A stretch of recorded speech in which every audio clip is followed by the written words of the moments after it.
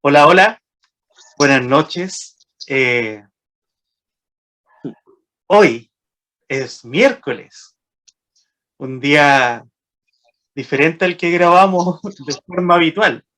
El viernes pasado se dieron cuenta que no grabamos porque igual, bueno, antes que todo presentar aquí a mi querido colega, amigo, secuaz, don Guillermo Soto, saludarlo a ustedes también, querido público. Como les decía, el programa pasado lo encontré, no sé, después dándole vueltas como fome. Así que hoy decidimos retomar nuestro camino, nuestra senda psicoanalítica trazada por nuestro querido padre Freud. Y vamos a hablar de un texto que es de mis favoritos y yo creo que es como piedra angular igual en la psicología en general, ¿eh? Porque, bueno, debe ser hoy por hoy la enfermedad que afecta a más personas. Bueno, estadísticamente, por lo menos acá en Chile, yo sé que una de cada 4 personas padece de lo que vamos a hablar hoy, que es el texto de Freud del año 1917, que acabamos de corroborar en qué tomo es, pero voy a dejar que mi compañero aquí haga la introducción. Guillermo.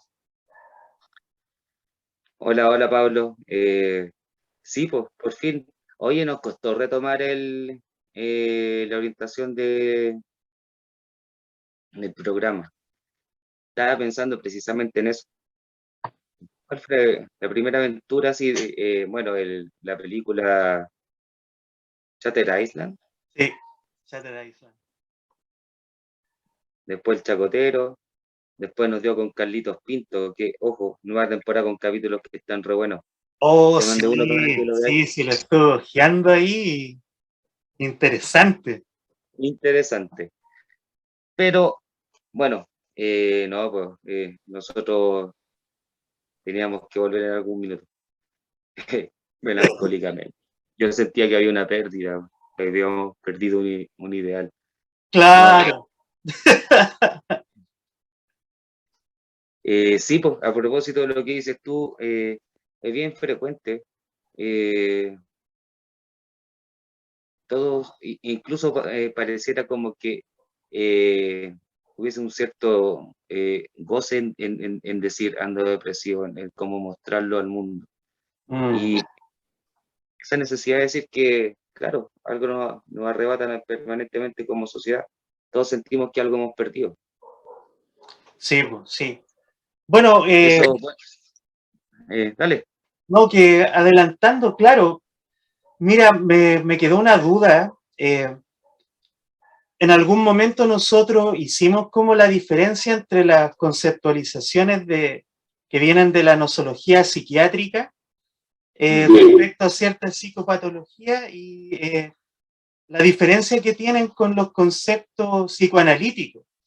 Entonces recuerdo que, claro, pues explicamos en un momento que la psicopatía no viene del mundo psicoanalítico como concepto, a pesar de tener ciertos elementos de la estructura definidas por Freud, como la perversión y algo de psicosis. Entonces, pero la psicopatía como tal no es del mundo psicoanalítico. Y me da la impresión que la depresión tampoco. La depresión como enfermedad Como concepto, sí, es psiquiátrica. Entonces, de lo que nosotros exactamente. vamos a hablar es de duelo y melancolía.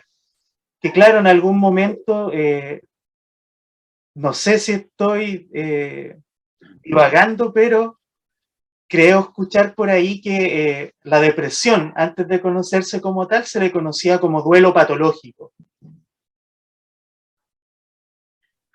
Sí, una de las conceptualizaciones que había era esa. Y claro, se definía precisamente como lo haría o como lo hace la psiquiatría de forma nosológica, que en verdad, no sé, bueno, ella, yo creo que la psicología clínica en la actualidad se está como incorporando esas descripciones. Yo escucho colegas hablar de distimias, eutímicos ¿cachai? Bueno, que precisamente eso es lo que se describe acá. Eh, Duelo y melancolía del texto, de 1917, tomo 14, ya en la época en la que Freud estaba netamente a caballo en cuál era su objetivo terapéutico, ya tenía una teoría relativamente ya construida, Ujú. una conceptualización de los rasgos y estructuras de personalidad y de cómo estos se iban conformando. Ya se había hablado del Edipo, ya se había hablado del tema de las pulsiones y de un aparato psíquico, ¿ya? Mm. Entonces, este maestro estaba ya trabajando con las neurosis a fondo y había tenido algunos casos que ya lo había descrito, y de esta manera ocupaba el sueño como herramienta clínica para poder acceder a estas perturbaciones más narcisistas. Mm. Pero se fue dando cuenta en algún momento que a través del duelo, lo que Pablo decía que en psiquiatría se conocería como depresión mayor o incluso depresión endógena, por ahí le llamarían. Ah, claro. Que quiero hablar después, más adelante, un poquito Ya, de esa idea. ya, entonces, Dale. vale, me quedo ahí. Entonces, en eh, en ese enfoque se da cuenta que el duelo generaba estados del ánimo que eran alterados. Por ejemplo, no sé, por la pérdida de la motivación, Mm. estado de llanto, de tristeza, Mm. inhibición de las ciertas funciones laborales o de la vida, dejar de responder a ciertas cosas. eh, pero, sin embargo, eso es esperable bajo una persona que está en una situación de pérdida, Mm. porque el se basa principalmente en la pérdida de un objeto amado o un representante de la abstracción del mismo, o sea, un ideal, un trabajo, una entidad patriota, una separación o una muerte. Claro. Generalmente ya tenía los mismos elementos, pero sin embargo habían cosas que la acentuaban y ahí fue descubriéndose una diferencia entre ambas cosas que tenían como mismo origen, pero se diferencian en ciertos aspectos que, a diferencia del duelo normal, que por cierto se esperaba que fuera, se estuviera resolviendo dentro de cierto tiempo, la melancolía agregaba como una disminución del sentido del sí mismo. Y ahí Freud pone el ojo. Claro, claro. En rigor, sí, pues son siempre es una pérdida, claro, y esto se explica desde la economía libidinal, ¿ya? ¿Qué quiere decir esto? La, como hemos hablado en capítulos anteriores, la libido es una energía, ¿ya? Una energía que fluye entre los objetos que nos rodean y nosotros, ¿ves? Es como si fuéramos neuronas, ¿cachai? Y que nos relacionamos de forma objetal. Entonces, cuando algo es amado, lo que hace uno es embestirlo con energía libidinal, ¿cierto? Entonces, es como que esa relación, ese vínculo, está reforzado por esta energía, ¿ya? Está validado por esta energía. ¿Qué sucede cuando uno pierde ese objeto? Esa energía queda. Sí, entonces, pero es que ya, te voy a hacer un Pablo, te voy a adelantar a lo que... Antes que diga eso, disculpa, Dale. porque sí, pues, se detecta una diferencia, que a diferencia del duelo normal, la melancolía tenía una disminución del sentido del sí mismo. Es decir, el yo, un yo con autorreproches, un yo, no sé, autocastigo Claro, exacerbado, un yo netamente, ¿cómo podríamos llamarlo? Eh, no sé, eh, de- autodestructivo, autodestruido por este tema de la pérdida. Y ahí se claro, da cuenta de que en el fondo eh, había una operación que el yo realizaba con la elección del objeto en la melancolía, porque a diferencia de la pérdida en el duelo, que es de manera consciente, ¿cachai? La pérdida del objeto en la melancolía es un aspecto inconsciente. El claro, tipo no sabe que, aunque pueda definir que esta sintomatología que está sintiendo la deposita en un evento en el tiempo que se relaciona a alguna pérdida y esa pérdida puede darle un nombre, esta mujer, no sé, o mi madre, lo que sea, en el fondo el que está con melancolía no sabe qué perdió en ese en objeto. esa pérdida, claro. Y aquí ocurre una fragmentación del yo. Por una parte está este yo que es como más crítico y por este otro que está identificado con el objeto. Y ahí viene lo que iba a decir tú, ¿cachai o no? Mm. Claro, igual te adelantaste, sí. Claro, era como para graficar un poco que es siempre una pérdida. Claro, y como decías tú, en el duelo es una pérdida real, eh, porque, claro, puede ser una muerte o una pérdida real en términos abstractos, como lo decías tú, el tema como de perder un ideal o perder el tema como de la patria, ¿cachai? Que son simbólicamente significativos y constitutivos. Por eso, no sé, pues un tipo que fue exiliado de su país va a sentir tristeza y toda esta caracterización que hicimos de lo que es este estadio. ¿Mm? Entonces, claro, ahí se supone que en el duelo el entorno lo acepta socialmente porque entiende que el sujeto está bajo un padecimiento por una pérdida, que todos podemos ver. En la melancolía no, ¿ya? Y de cierta manera el pronóstico del duelo eh, tiene una resolución, ¿ya? Que, que es el elaborar esta energía, ¿ya? La melancolía es lo mismo, pero con la diferencia de que la persona no sabe qué es lo que perdió y por eso es inconsciente. Igualmente, claro, en lo que pasa en la melancolía y en el duelo con la energía es que se tiene que replegar, ¿ya? En el duelo el examen de realidad que hace la persona de forma consciente va a dictar que de alguna manera vaya asumiendo y resignándose a la pérdida, ¿ya? Que es como cuando muere un familiar, un ser querido, o cuando hay un quiebre amoroso, ¿ya? Como que el tiempo y la razón te va dictando que hay que superarlo y eventualmente esta energía se repliega para después volver a vincularse a otro objeto, ¿ya? En la melancolía, como no se sabe qué se perdió, tampoco se sabe cómo vincular de nuevo esta energía de forma racional.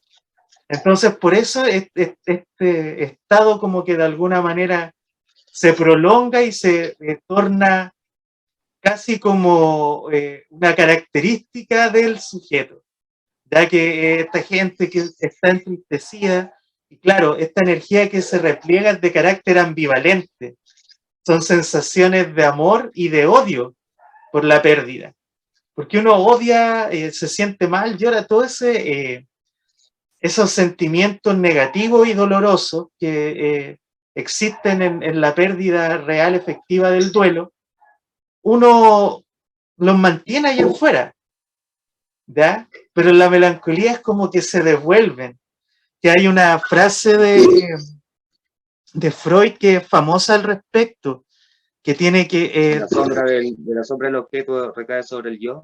exacto, la sombra del objeto recae sobre el yo. ¿Y qué pasa con eso? Que uno empieza a sentirse insignificante moralmente porque el reproche se lo hace a sí mismo. Que también Freud por ahí habla que puede ser una de las respuestas a las interrogantes que te plantea el suicidio, que sucede en nuestra especie mamífero animal no más, porque no hay otro animal que se suicide. Bueno, igual eso es discutible porque, no sé, Durkheim creo que hizo un estudio súper profundo del suicidio y no todos los suicidios tienen que ver con depresión y melancolía, pero en los que sí, aquí podría haber una explicación, que el autorreproche y el odio es tan profundo hacia la pérdida que uno la introyecta y termina matándose a sí mismo.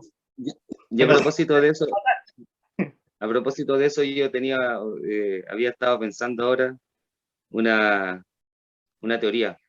A ver, como complementando o explicando es que aquí también, como decíamos, Freud está en la etapa del tomo 14, o sea, y estaba ocupando los sueños como método clínico para poder acceder a todas las perturbaciones neuróticas o sintomatología, particularmente el narcisista. Entonces, desde esta, uno podría pensar que ya en el tomo 7 había hecho el esquema del peine, la primera tópica de la interpretación de los sueños, y lo que explica Pablo es aplicable. Freud nunca desestimó en absoluto en su totalidad el primer esquema. Aquí lo que habla Pablo es una cosa económica y también dinámica, en el sentido de que es energía, y eso es lo que podríamos llamar afecto. Cuando Pablo está diciendo esa energía que está depositada en el objeto es lo que uno conoce como amor. Yo estoy enamorado de esta persona. Entonces, cuando la persona te pega la pata en la raja o en su peor caso se muere, y uno, el examen de realidad te muestra y te dice, oye, ya no está, es esperable que ese afecto, ese amor que estaba depositado ahí, quede dando vueltas. Entonces, es esperable que una persona pase por un proceso del que estábamos describiendo, o sea, abatimiento, no sé, nostalgia, mucha tristeza, desánimo. ¿Por qué? Porque ese objeto queda anclado todavía, el contenido libidinal queda de cierta manera eh, vinculado a eso, enlazado, y se espera que ocurra un tiempo para irlo haciendo, de un proceso. Y eso es lo que Freud llamaba no sé, un proceso que se hacía por piezas, elaborar esta retiro de la libido del objeto por pieza. Como en el caso del melancólico no se daba eso. Esto se extiende y ahí empiezan a verse que hay autorreproche, el tipo se siente culpable del asunto. Y eso, bueno, no me quiero adelantar, pero piensen, me siento culpable, no sé, no quiero que sufras por mí, frases como esa. ¿Quién diría una cosa así? ¿Cachai o no?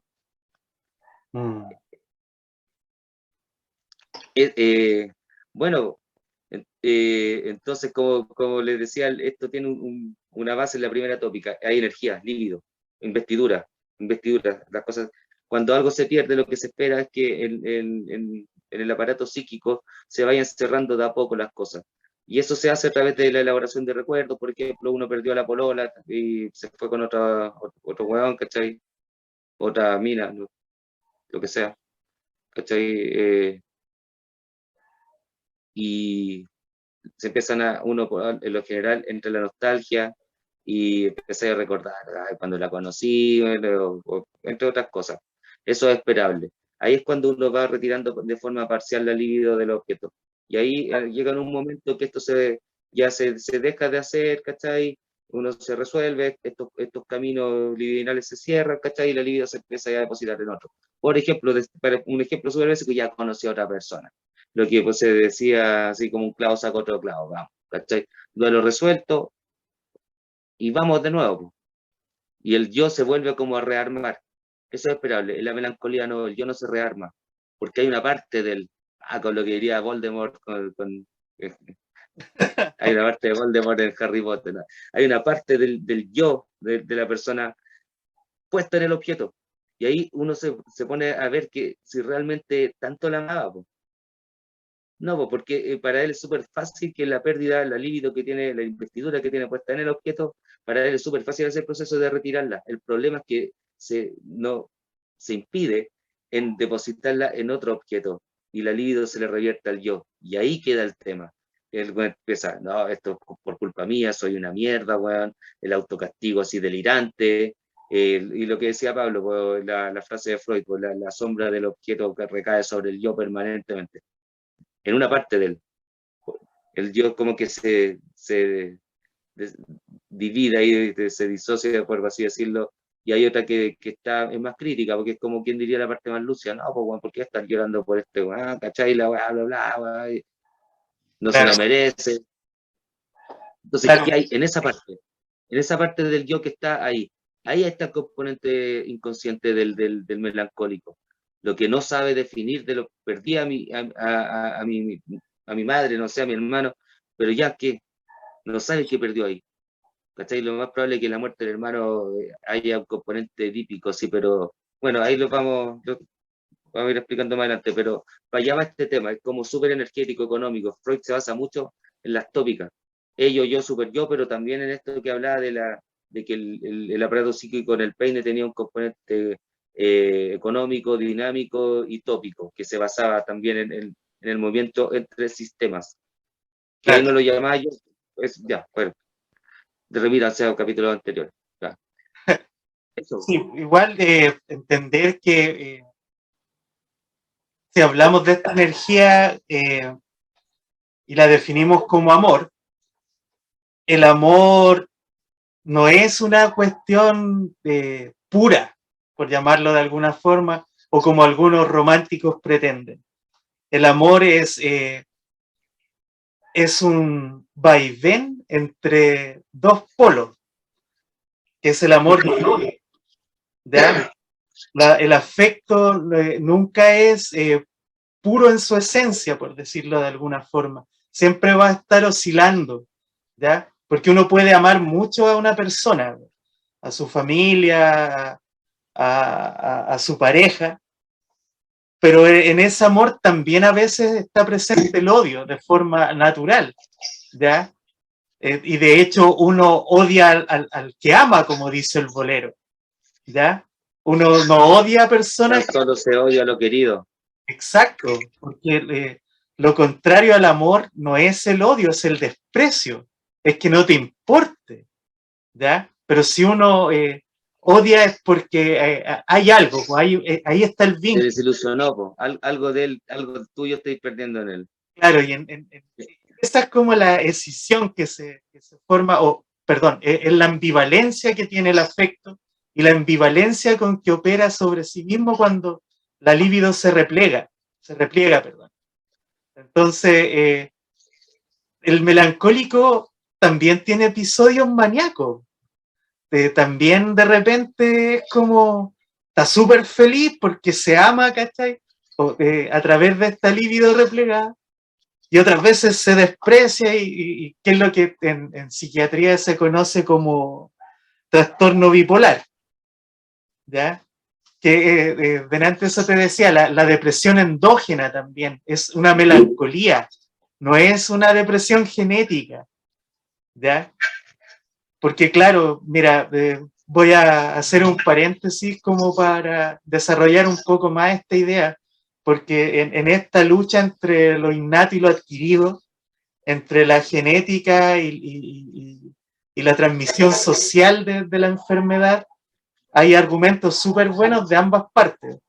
Porque claro, no sé, un diabético, por ejemplo, eh, te van a decir, no, esto viene desde tu abuelo, ¿cachai? Transgeneracionalmente, en los genes. Pero a veces no es así, o por lo menos también puede ser que lo que se transmite no son solamente compuestos químicos o la biología, sino que se transmiten las conductas, ¿ya? Entonces es muy probable que el abuelo sea diabético porque comía súper desordenado, pues, weón, puro chocolate, bueno para el copete, para los carbohidratos, no hacía ejercicio, un montón de conductas que te van a llevar a la enfermedad. Y claro, eso se le transmite al hijo, el hijo se lo transmite a su hijo, se juntan parejas con estas mismas costumbres, porque tú no vayas a juntar a una mina vegana con un weón que come pura carne y no come ensaladas. La gente se junta como por gustos en común, ¿cierto? Entonces es muy probable que se vayan repitiendo la historia y las conductas, ¿ya? En la melancolía es lo mismo. Probablemente no es que la depresión se transmita por deficiencia química o cuestiones genéticas, sino que por una forma de ver la vida, quizá, que se transmite de padre a hijo. Aparte que yo estoy convencido de que las alteraciones biológicas, orgánicas o bioquímicas, neurofisiológicas, que se detectan en los trastornos o las patologías, son, de verdad, y me atrevo a decirlo, consecuencia principal de la alteración mental, y que la mente no es el cerebro. No es que no es que el esquizofrénico esté así porque el cerebro está generando más neurotransmisores de este tipo y menos de esto, entonces por tanto se altera. No, es parte de su personalidad la que hace que el cerebro genere ese tipo de neurotransmisores de forma alterada, por así decirlo, por la forma en la que él está interpretando la realidad, porque tiene el juicio alterado. Y eso tiene que ver con bueno, ya hemos dicho, para que vamos a remítanse a los capítulos de la psicosis, pero es a lo que yo me atrevo a decir. Claro. Y en este caso es lo mismo, o sea, el tipo está depresivo, está, ¿cómo se llama?, con el ánimo disminuido, está con todos estos autorreproches, está con este empobrecimiento del yo, creo que esa es la palabra que estaba buscando adelante, un yo empobrecido, ¿cachai? Que se encuentra moralmente, digamos, despreciable. Eso va a generar que obviamente esta forma de la que está interpretando o este examen de realidad que él está haciendo en ese momento, sus neurotransmisores, vamos a dedicar un capítulo a la biología, podríamos hacer de psicobiología, sí. Sí, ¿no? O psicología y psiquiatría también, una cosa así, donde para que pueda también darle tiempo a lo que ellos exponen, que, ojo, no tampoco los queremos desestimar, son años de personas geniales que han hecho han hecho medicamentos Son para médicos. poder, claro, medicamentos que te controlan los brotes psicóticos, como o sea, ya están en otro plano, pero en ese descubrimiento, en eso que hacen, se quedan solamente en esto, porque hay una alteración genética que hace que el neurotransmisor, que no vamos a entrar en detalle ahora como le está diciendo, se esté generando de manera alterada de mero de este otro, a diferencia de una persona normal. No, para mí es porque la persona que de la manera que está examinando y interpretando la realidad, está alterando los receptores, pues y ahí el cerebro tiene que compensarlo de esta forma, ¿cachai? Bueno, eso. Porque claro, mira, si no se puede tomar todas las pastillas del mundo y vivir drogado, y la realidad no va a cambiar, pues, bueno. Y ese es el tema, ¿sí? Muchas veces, porque también, pues imagínate el caso yo he conocido, ¿cachai? De gente melancólica, diagnosticada con depresión endógena, que se saca el loto, weón. Y puta, se vuelven los weones más felices del mundo, pues, weón, porque el problema de ellos a lo mejor no era una cuestión, o sea, no a lo mejor, de hecho, no era una cuestión orgánica, sino que quizá el estar atrapado en una realidad que no se condice con su ideal del yo, por ejemplo. ¿Cachai? Gente que tiene expectativas muy elevadas de sí mismo y de lo que quiere, ¿cachai? Que muchas veces son irrealizable, ¿cachai? Es una persona que ciertamente se va a deprimir, ¿cachai? Va a ser esta cuestión, las típicas crisis de los 40, ¿cachai? Tienen que ver con el examen de realidad, darte cuenta de que, puta, weón, debía haber hecho esto y no lo hice. Mira, ¿te puedo decir una anécdota? Es que no pude dejar de pensar, yo en los años que llevo en psicoterapia, he tenido 3 pacientes diagnosticadas de bipolaridad toda su vida. La primera fue cuando estaba pasado leche, así que no, vale pura fuerte. Afortunadamente los otros 2 fueron hace poco, y créeme, que terminaron dejando los fármacos, dejaron a su psiquiatra, y no, pero no es que quiera para allá vamos en este programa. Quiero apuntar a otra cosa. ¿Sabes qué? Una de ellos, la paciente K, y no me refiero a la Krishna, a la que, de que es K, de verdad, ella sabe, es K.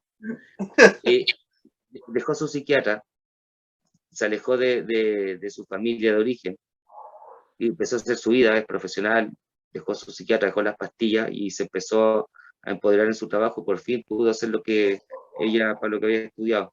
Pero ¿sabes qué? En una experiencia muy buena que tuvo, que ya estaba pero muy bien, ya llamó a la mamá para contarle, y la vieja, pero ¿cómo se te ocurre si tú eres psiquiátrica, diagnosticada desde los 12 años? ¿Cómo se te ocurre dejar los medicamentos y empezar a hacer esta weá? ¿Con quién te estáis tratando? Bla, bla, bla, bla, bla, bla. Bueno, y sé que de todo ese paraíso que yo estaba viendo, weón, le vino una nube negra y una lluvia. Se le transformó la cara. La vieja con ese puro discurso la dejó cagada casi 2 meses. Porque claro, pues así funciona una persona con esa forma de interpretar la realidad y responder a estas fluctuaciones anímicas. Pero ahí el problema es que dejó los medicamentos, o que estaba muy bien y llamó a la mamá. Claro. Mira, la cita de Freud que estábamos buscando, o sea, perdón, que de todo lo que hemos hablado, hay una cita de Freud que se llama delirio. Él habla del delirio de insignificancia de carácter moral. Así lo define. Delirio de insignificancia de carácter moral. Eso es una melancolía. Es como... mira... Sí, de cierta manera. Disculpa. No, que quiero seguir criticando la psiquiatría, así que dale, yo me voy a... No, es que de cierta manera es como... adelantándose un poco lo que Lacan iba a hablar después con el significado significante.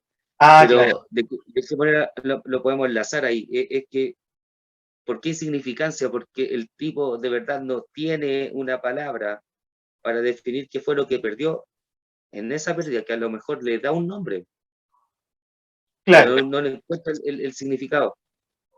Y a propósito, un pequeño paréntesis, porque una idea que se me fue antes, que cuando tú dijiste los suicidios, ahí, claro, cuando Freud después empieza a hablar de que había un componente eros y tanático en la pulsión de vida y pulsión de muerte, que van entrelazadas, que realmente la pulsión de muerte es la que te lleva como a estar permanentemente repitiendo el síntoma, ¿cachai? Porque eso es un retroceso. El suicida puede irse por esta ambivalencia, ¿cachai? Del odio y amor con el objeto perdido, y que te gobierne la pulsión de muerte en la investidura, en la carga libidinal, en la carga afectiva que estaba depositada en el objeto, regresada hacia el yo, de una manera, digamos, no sé, pues intensa, cuando uno pierde, te dejan, ¿qué hago con toda esta energía? ¿Cachai, no? Claro. Si hay un componente más tanático ahí, claro, te puedes pitear. Sí, porque de alguna manera también tiene un carácter regresivo. Por eso es tan abstracto y no se encuentra la palabra para definir a la pérdida. Porque es completamente abstracto. Seguramente incluso podría ser una pérdida que uno experimentó siendo un bebé, en la etapa oral en particular. Y claro, como que no está la palabra, lo que dices tú, el significante desde Lacan, ¿cachai? Es que Uno eso es lo que tú dijiste. así como triste, pues, weón, así, y no sabe por qué. Claro. Oye, te vi una pausa antes que te metías a criticar la psiquiatría. Por supuesto. Vamos a hacer una pausa. Nos vemos inmediatamente. Ya, regresamos. ¿Estás seguro? Sí, pues sí, ahora sí que estoy seguro. No, y no se ha caído el sistema como la otra vez. Oye, retomando lo que hablábamos, y mira, igual conversamos un poquito antes de volver a grabar, a propósito de la psiquiatría y de por qué me causa de repente cierta desconfianza el diagnóstico psiquiátrico de la depresión endógena o de patologías similares, porque es súper conveniente el negocio pues, de mantener a una persona constantemente drogada, al entender que todos estos sentimientos provienen de deficiencia orgánica y no de una realidad que no hace feliz a la persona. Entonces, claro, es súper fácil llevarse una comisión por diagnóstico y que alguien todos los meses esté condenado al consumo de cierto antidepresivo. Que obviamente una persona que tiene un yo disminuido no va a tener la fuerza de voluntad suficiente para poder sobrevivir sin su pastillita, ¿ya? Químicamente también estos medicamentos causan hartos estragos en las personas. Hay gente, no sé, porque ya en un punto no es solamente una sertralina ni litio, ni lo más clásico, sino que también se le van agregando por ahí los clonazepanes para poder dormir y algunos estimulantes para despertar, y al final te tomáis un cóctel que te sale alrededor de 200 lucas, weón, mensualmente, y ahí para el bolsillo del médico una comisión de parte del laboratorio. Mira, bueno, yo trabajo en un programa con cierto perfil de ciertos jóvenes, realidad compleja, infractores de ley con consumo problemático de drogas, lo que se conoce como los PAI, del SENDA. Ya, me faltó decir dónde, está lo mismo. Ya, lo mismo. Estos programas cuentan, obviamente, la oferta para poder recibir a los cabros sancionados de los programas Sename, libertad asistida, semicerrados, cárceles de menores, todo ese tema. Tenemos que contar con la oferta de psicólogo, técnico en rehabilitación, terapeuta ocupacional, transporte social, entre ellos, tiene que haber sido sí psiquiatra. Nosotros trabajamos en el marco psiquiatra. Y bueno, siempre yo me he llevado bien con los psiquiatras en todos los programas, pero sucede que la pandemia ahora dio este tema de que particularmente yo no tenía la instancia de participar con nuestro psiquiatra de manera personal, no lo conozco en persona, simplemente sé sobre las atenciones. Entonces, ya mi jefe, bueno, ya dejó de hacerlo porque él me conoce, pues, es fanático de nosotros, de psicología barata. Ay, opina más en el grupo de la psicología, o sea, de salud mental y de salud mental. Es que, ¿sabes cuál es el tema? Voy a decir una cosa.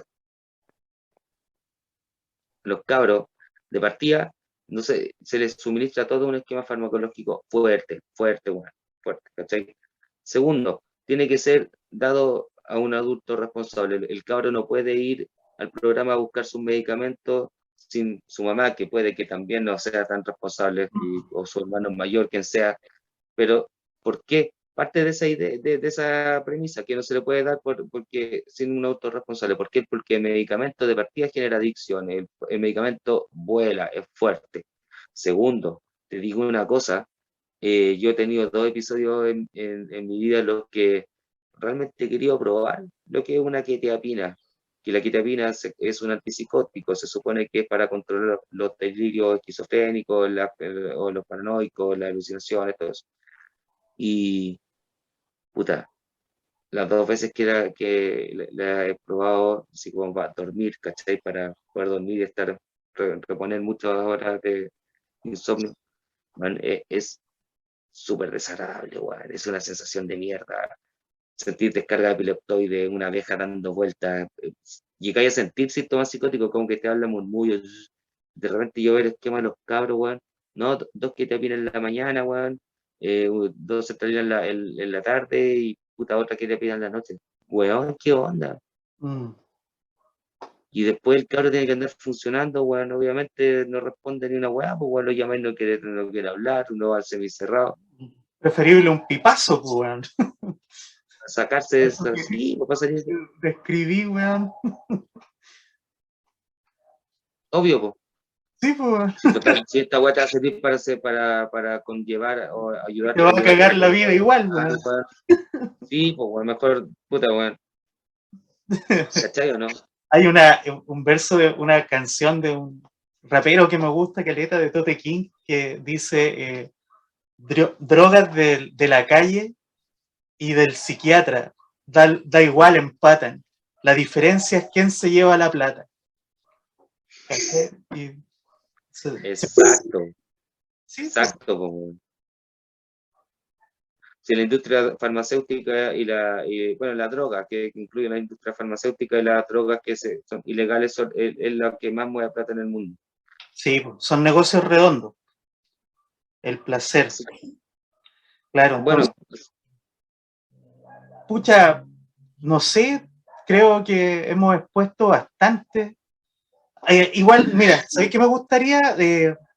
Una vez un profesor argentino que tuve en mi segunda etapa en Arcis, psicoanalista, habló de el duelo de los amantes, dijo, que era más complejo que el duelo, que era más difícil la ruptura de pareja, el duelo que se produce de un término de una relación, al duelo que se produce por una muerte, según su experiencia, que se demoraba más en repararse un quiebre amoroso que la muerte de un ser querido.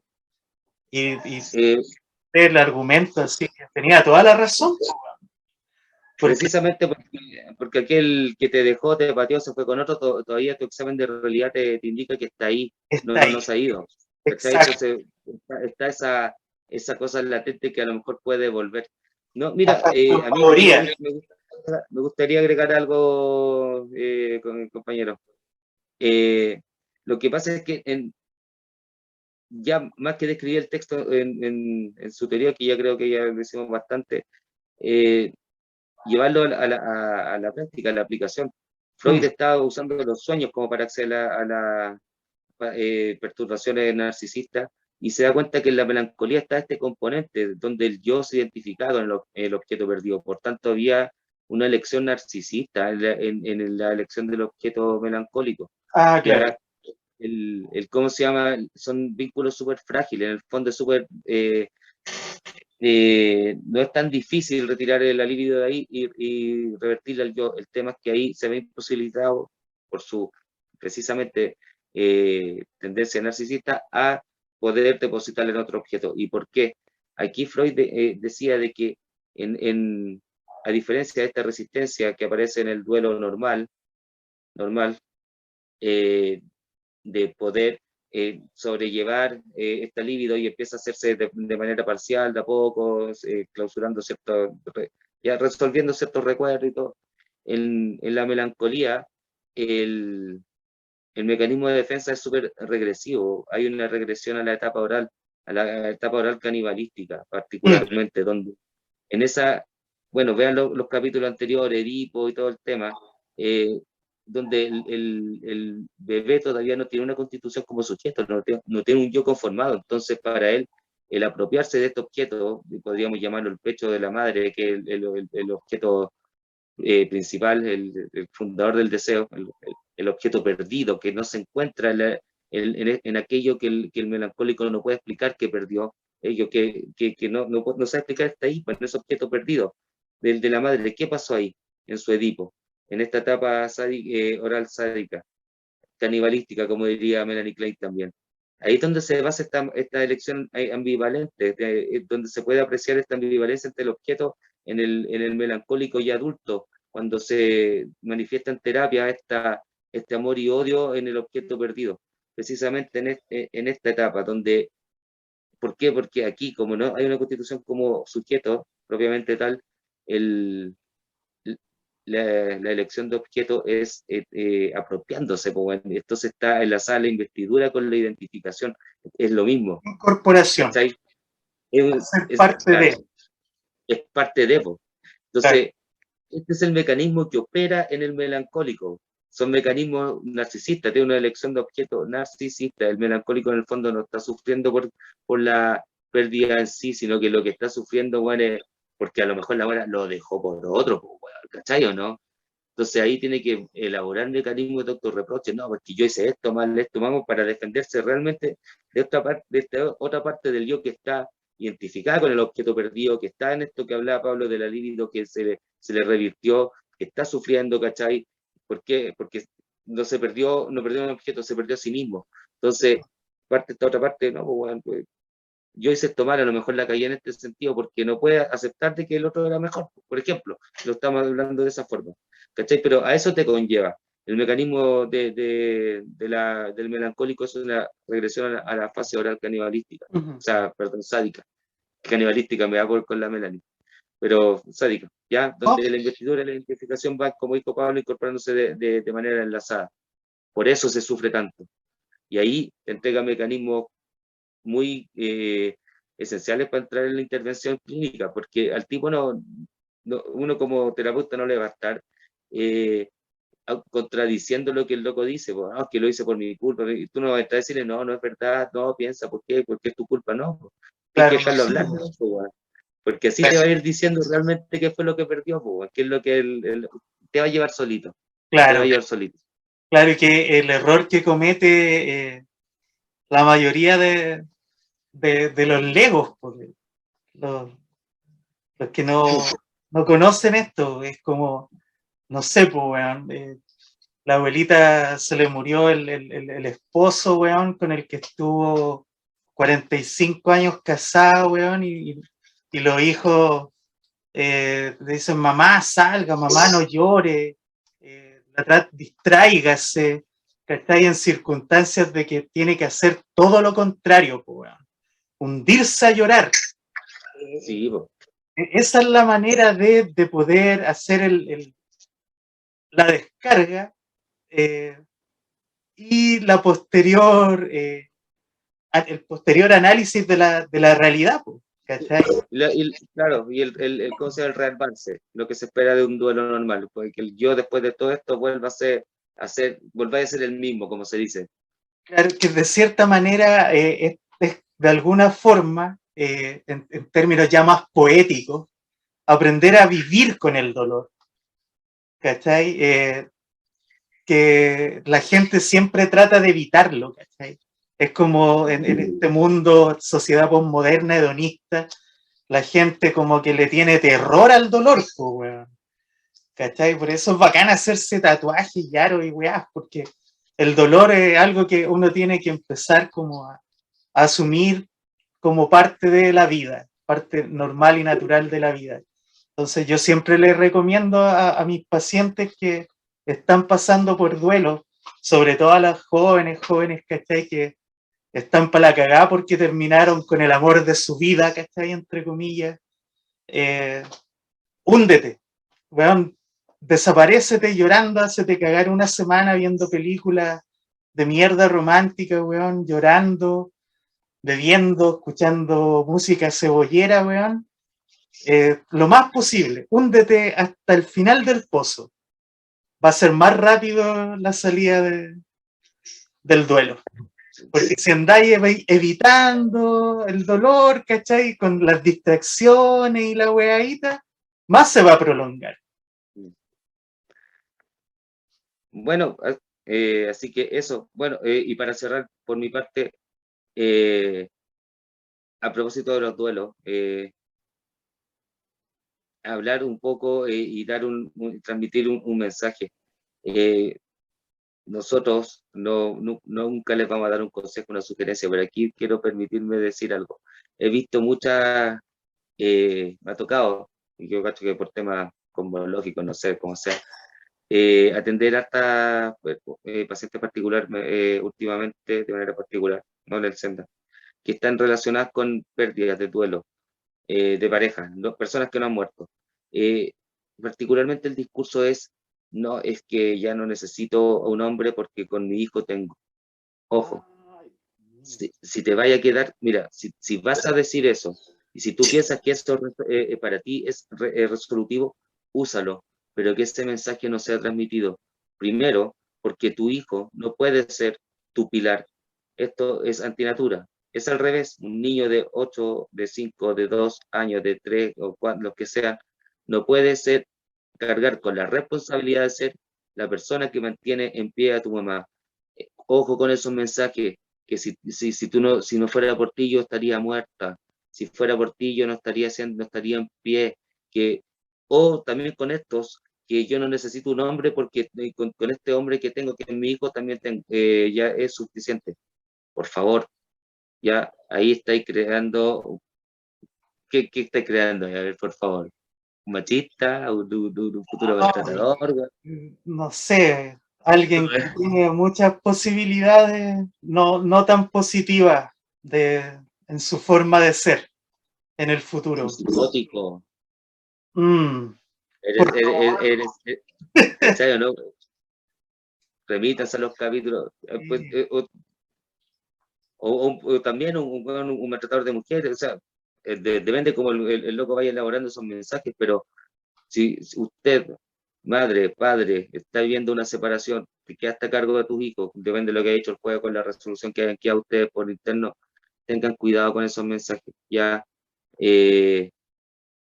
siempre, siempre, si tú trajiste un hijo al mundo, seas padre o madre, siempre eres tú el que tiene que estar demostrando, por lo menos hasta que ya él o ella sea con adulto, capacidad de independiente. elaborar. Claro, ahí después cuando viejito, cuando tú ya pues, pasías a ser como un viejo que en el fondo, un viejito que es como un niño también indefenso, él pueda como de cierta manera devolverte la mano. Pues no, criarlo desde ahí, weón, ¿cachai? Eso.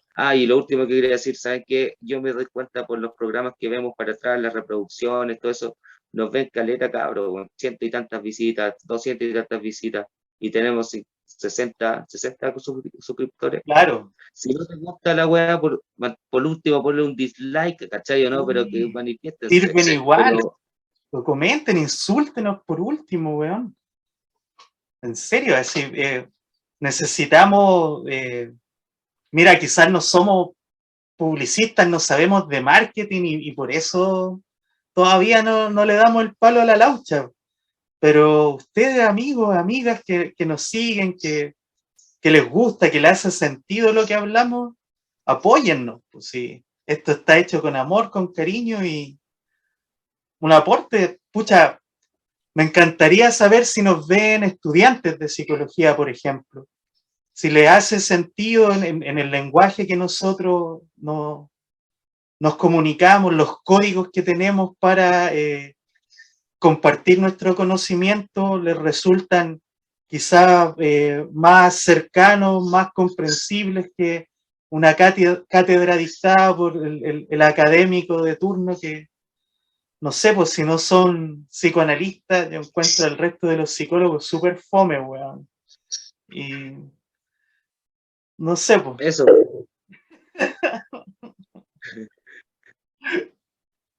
Legalicen la marihuana, va a decir, jugando igual, hijo de mi compañero. Secuaz, amigo, puta que te quiero, weón. Sí, Así no, que eso, completamente disruptivo. Así. vamos a empezar a hacer tratados, Guillermo, en algún momento. O quizá esta va a ser nuestro aporte a la psicología. Mira, somos el futuro. ¿Quién lo diría? Como en Star Yo Wars. lo veo así. En vez de leer una obra completa de Freud, weón, que son más de 60 tomos, en Amor Rotu, que es la mejor traducción, weón. ¿Cuánto cuesta esa colección?